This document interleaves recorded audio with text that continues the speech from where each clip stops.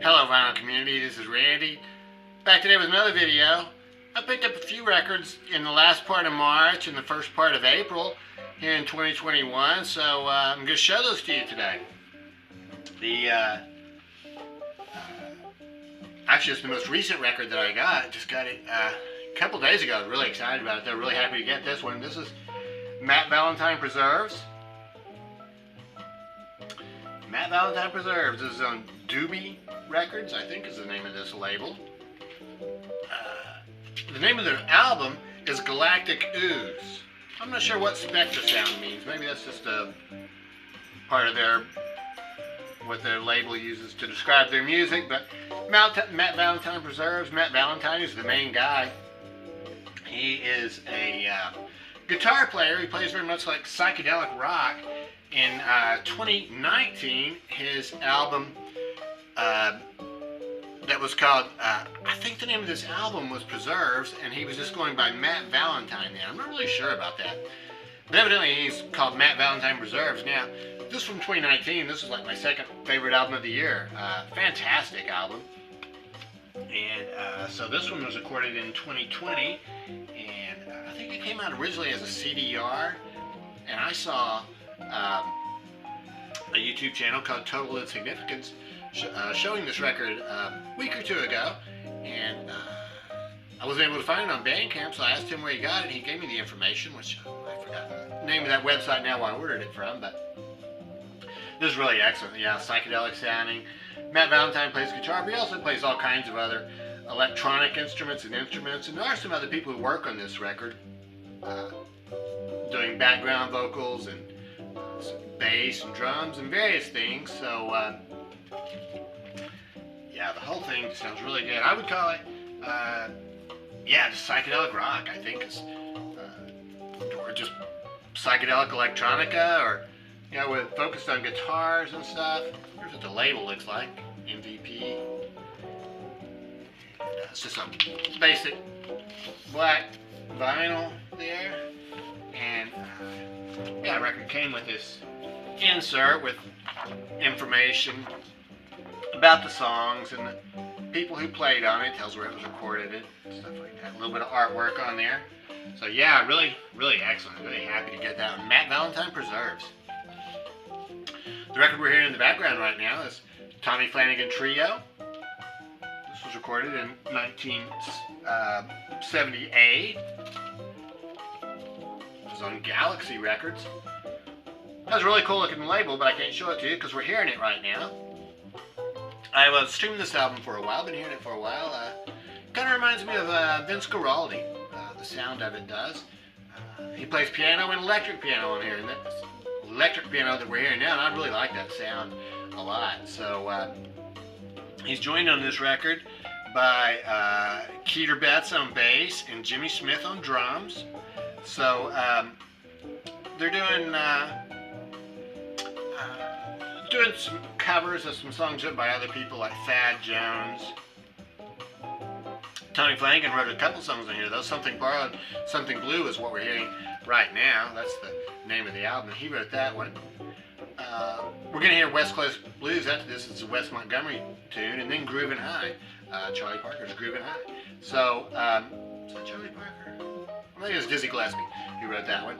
So, yeah, I would call this just, I guess it's like traditional jazz, or very mellow, very easy to listen to. Tommy Flanagan. Tommy Flanagan, of course, has played with everybody. Miles Davis, just anybody you want to mention since the early 50s. I first became familiar with him when he accompanied Ella on this live album from 1969, Ella with the Tommy Flanagan Trio. So he's a great accompanist too. Record I got just a couple weeks ago is Baritone Madness by the Nick Brignola Sextet. Nick Brignola featuring Pepper Adams. So Pepper Adams, you know, very well known baritone sax player since the I think since the 1950s was when he started. And here's Nick, who I believe started in the 1960s. This is on Beehive Records, which is a Chicago label from the 1970s that focused on bop or hard bop. So I guess in the 70s when a lot of the labels were switching maybe to more free jazz or spiritual jazz, or maybe heading towards a lot more funk, they decided to go back to just the hard bop roots. So I really like that. In addition to Pepper Adams, we have Ted Curson plays flugelhorn and trumpet on here. Roy Haynes plays drums, Dave Hall on bass, and Derek Smith on piano. So, yeah, this is really good. The very first song, Donna Lee's a Charlie Parker song. Nick and Pepper started out playing together on that, and if you've ever heard the original Donna Lee, you know it's a really fast bebop song. Well, they played even faster than Charlie Parker did, which actually I explain that here on the notes, and sort of just goes into some detail about the label. I actually heard about Nick Brignola when I got this Neo Mystico record. This was recommended to me by Jeff at JG Yokohama. So Sal Mystico is a tenor sax player, but Ted Curson and Nick Brignola both play on this record too. So that was a good introduction to him. So I was really glad to get this one because I really like the sound of the baritone sax. And, on side 2, when they get to the second song on side 2, Body and Soul, the rest of the band drops out except for Nick and the rhythm section, so that gives him a chance to showcase himself just a little bit more. The very last song on the album is Alone Together, which is a piano trio song. So Nick doesn't even play on that one. Nick explains that on here too. I guess the pianist, Derek Smith, must have been signed to Beehive Records, and they wanted to give him a showcase, so they did on this record. It sounds good. Yeah, Alone Together is the one that he plays by himself. So yeah, like I say, that is on Beehive Records. That's a cool yellow label. Been streaming for a while. I have this YouTube Music, and so you can play like one song on there, and then it will suggest other songs to you. So one that popped up on there was this Wisteria album. This is by Jimmy Rainey. Jimmy Rainey's a jazz guitarist. I think has also been around since the 50s or early 60s. I think he sort of he became pretty well known back then, but I think he sort of dropped out for a while, but then started playing again in the 70s. So this record was recorded in 1986 in the Netherlands on Crisscross Jazz is the label. So there are only 3 people playing on this record. There's no drummer. But it is Tommy Flanagan, again, playing piano here with Jimmy Rainey. And the bass player is George Mraz. George Mraz is really important in this trio. He really carries a lot of the sound, a lot of the melody. And there's no drummer, so it keeps the rhythm going, I guess. And yeah, fantastic. So yeah, I would call this just traditional jazz. It should actually be Wisteria, which is a flowering plant. I think it's kind of like a vine, and but they spelled it wrong in this album. And on the CDs, they corrected it to Wisteria. But this, I think, is the only version of this album. Yeah, so this is on Crisscross Jazz. There's another yellow label. I got this record called Out of This World by the Teddy Edwards Quartet. So Teddy Edwards is a tenor saxophonist who started playing, I think, in the late 40s, early 50s. He's another one of those jazz guys who has played with everybody over the course of his career. This one was recorded in 1981. This features Kenny Drew on piano, Jesper Lundgaard on bass, and Billy Hart on drums. So he does a couple of originals on here, No Name Number 1 and April Love. But other than that, he does all songs from the Great American Songbook. So yeah, I really like that myself when they do mix in some originals and then some songs that you're more familiar with, and you'll have a chance to sort of know what they're supposed to sound like. I would just call this traditional jazz. It's not exactly hard bop. It's just, yeah, it's just jazz. So yeah, so Out of This World, the title cut is 11 minutes long. The last song on side 1, that's beautiful. And then side 2 is Summertime, That's All, and Cheek to Cheek. So yeah, look at great album cover too. It's beautiful. Photo there. It's on Steeplechase Records. find the last record that I got is this Curtis Fuller and the Jazz Ambassadors from 1963. This is a reissue on Trip Jazz. This record came out originally in, let's see, 1962 on Smash Records. This is a reissue. Curtis Fuller was one of the original jazz messengers. It's a trombonist. What was the original? Well, he was a jazz messenger at some point. I'm sure he's an original. And trombonist. In 1962, he was touring with the Quincy Jones Orchestra. They were touring Europe, and they got to Zurich. They did their concert there, and then after the concert, 10 of the band members hung around with Curtis, and they recorded this in the auditorium there. So, in addition to Curtis, you have Aki Pearson on trombone.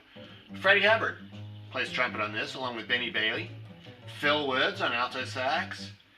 Eric Dixon on tenor. Sahib Shihab on baritone sax and flute. There's a fantastic flute solo on this album on Stolen Moments featuring Shihab. Really beautiful. Patty Bone is the pianist. Buddy Catlett on bass and Stu Martin on drums. So, yeah, I would just call this hard bop, I guess, or just bop music. It's okay. It's kind of, doesn't sound real inspired. Didn't really do a whole lot for me the first couple times around hearing it. But I'm going to give it a couple more listens and see if it will grow on me some. Here's what the original album cover looks like. And, yeah, it was on Smash Records, and they just put it on this white cover. Yeah, I'll have to listen to this one. Yeah, a couple more times. So. Trip Records. I've seen that label before. I was glad to get that one. I also received from fellow VC member Michael P Dawson his latest CD called Rat's Alley. Sounds really good. Michael has a lot of electronic sounds and things like that on here, but he also plays alto, bass, and concert flutes, soprano and tenor sax, oboe, bass clarinet, Moog synthesizers, guitar, bass, mandolin, glockenspiel, virtual instruments, and electronics. So he does everything on here. There's no vocals on it. Really sounds good. This is actually about the third CD I've gotten from him, and they've all been very entertaining. This one, I guess, is well, the last song where the dead men lost their bones, I guess, is based on T.S. Eliot's The Wasteland. So that's why he has this part in here. Hurry up, please, it's time. I think is an expression they use in England when the bars are getting ready to close and they're telling people to drink up. And yeah, he also has this section of the song right here, The Cruelest Month. So for T.S. Eliot, the cruelest month is April, which is the month that we're in right now. So yeah, hopefully we'll get through this month without too much trouble. I picked up a few more 7-inch singles. So the reason I've been picking these up because in case someday I get a jukebox, I'll have plenty of singles to fill them up. But in the meantime, I've been recording some of these and posting them as videos on YouTube, and I have a playlist now called Jukebox. So sort of making my own playlist there, so that, you know, sometimes if I want to hear a succession of songs that I'm certain I'm going to like all of them, I'll play my own playlist. So yeah, so I'll probably be posting a few more of these videos, but yeah, there's no hurry on that. The first one I got here is this Grover Washington Jr., Just the Two of Us. I entered a contest just a couple weeks ago for Bass to Bass with Lisa and Glenn, and they focused on, or the part of the contest I did was focused on Marcus Miller, and they talked about this record quite a bit, which he had a hand in writing. I guess he played on it too, played bass on it. Yeah, you would know this song. I mean, it's Bill Withers sings this. I actually always thought it was a Bill Withers song, but it's really a Grover Washington Jr. song. So, sounds good. Got this really good copy of Hey Little Girl by the Syndicate of Sound. And here it's just called Little Girl, but it is the song I thought it was, Hey Little Girl. And came with the original sleeve, Bell Records. So that was really cool. I'll definitely be posting a video here in the next day or two of the Isley Brothers singing It's Your Thing. Fantastic funk song on T-Neck Records. It's Your Thing. Do what you want to do. Jackson 5. Yeah, I Want You Back. Their first hit song. fantastic single here, Steppenwolf, Magic Carpet Ride, but it's really the B-side. I'll be posting a video of this. Sookie Sookie. Sounds great, really cool song. Got this double-sided hit, Didn't Have to Be So Nice, along with Do You Believe in Magic by the Lovin' Spoonful. It's on Buddha Records. Looks like a double A-side hit. I don't know if it's a reissue or if it originally came out like that. Yeah, it's great having 2 hits on one record. And finally, the last one I have to show you is this record by Chairman of the Board called Give Me Just a Little More Time on Invictus Records. So, it's a fantastic song from, well, what year did this come out? It must have been around 1969 or 70. So, yeah, sort of a soul thing, I guess, or, yeah, rhythm and blues maybe, or, yeah, Give Me Just a Little More Time on Invictus. So yeah, so be on the lookout for a couple of needle drops here in the next couple of days, and yeah, that's it for this time around. So let me know what you think about these records, and I hope everybody's having a great day. Thanks very much for watching.